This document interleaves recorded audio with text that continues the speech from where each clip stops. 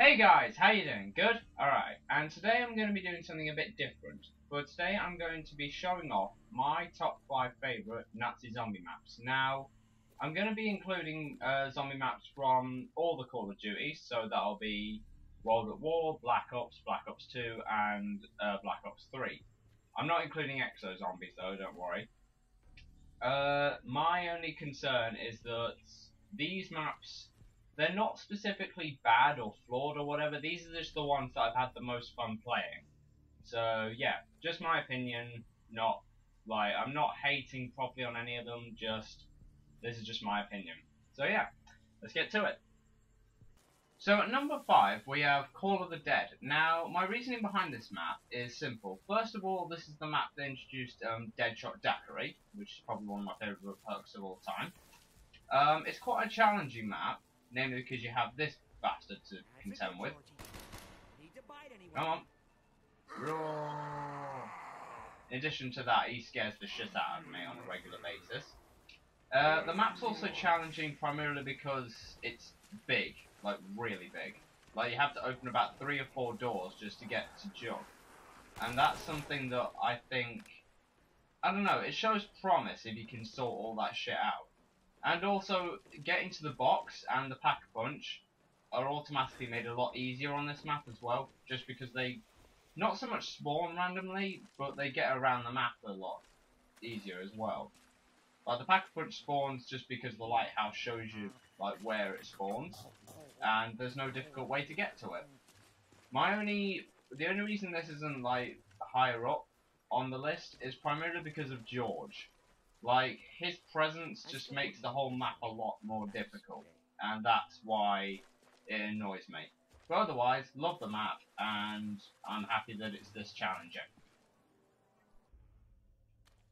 So map number 4 on this list is Shinonuma. Now, the reason for this one is, first of all, this map was actually the first map that I ever played Nazi Zombies on, so congrats to this map for being the one that actually got me into Nazi Zombies.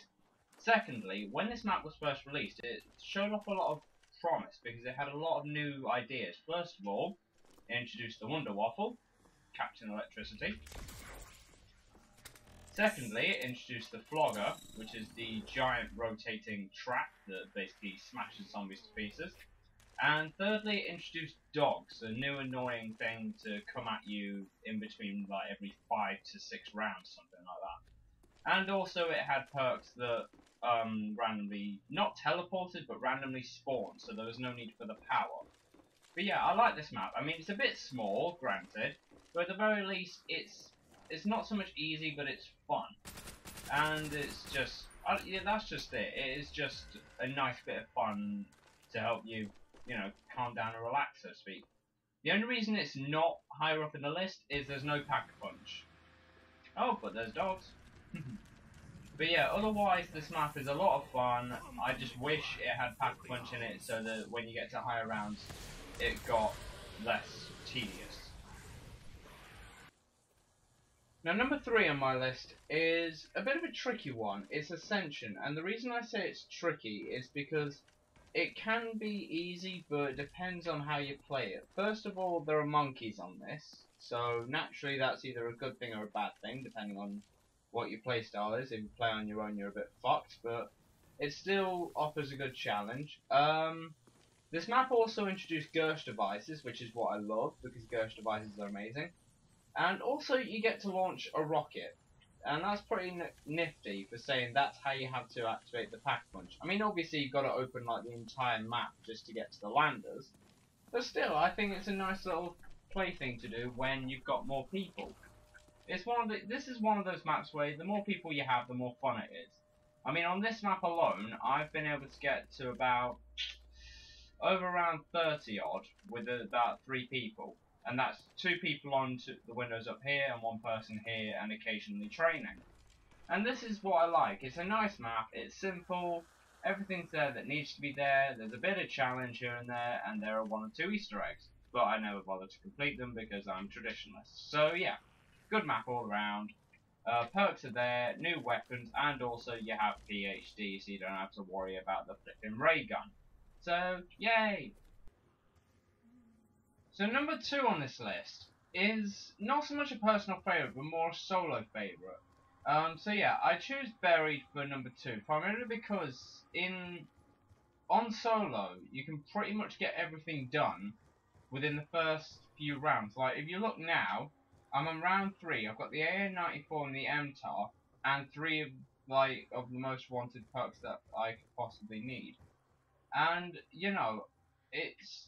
I don't want to say this map is too easy, because it isn't. There are some things on this that make the map extremely annoying, and yet at the same time, it rewards you in some ways. Like, for example, I like how the candy system, like, makes it so you can make the big guy smash the box into submission so it will never go anywhere. And also make it so he will open the half the map for you instead of you doing it yourself. But my big sticking point as to why I don't like this map is that. The flipping mansion. That thing pisses me off more than anything else. Primarily because you can get as many points as you need in, like, round 1 in order to pack a punch. But then you have to traverse that thing, avoid all the witches inside, but then that'll make it so you lose your points if ever they touch you.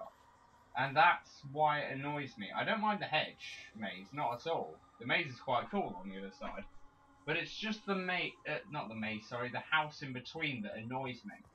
That I can't get through to the other side without having to go through there and encounter the witches. You do get a free perk afterwards, fair enough, but still, it annoys me that you can't go through, you have to go through there in order to get through to the Pack-a-Punch. But otherwise, love the map, reasonably sized, quite easy on solo, and literally the most, I just enjoy it. And finally at number 1, we have my favourite map of all time, Rise. Now, there's nothing I can really say that is wrong with this map. I mean, obviously I would have liked it when they remade it, if they could bring along some of the updated perks like PhD. Other than that, I think that's my only problem I have with this map. Otherwise it's perfect. Like, the Pack-a-Punch is here. When they first released it, they introduced the monkeys. It's relatively big. You know, there's everything here that needs to be there, and there's nothing really I haven't, you know, have a problem with.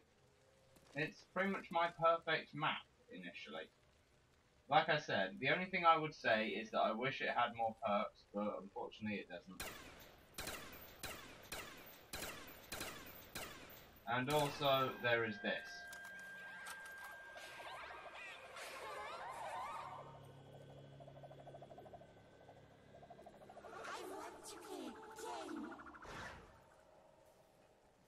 Just every time I'm on this map, I have to do that. Just a bit of fun. It's always, literally, this is the only map I can safely say is just, I find so much fun. Every so often I come back and play this, either on my own or just with friends. It's just a perfect map, and it always will be the most perfect map.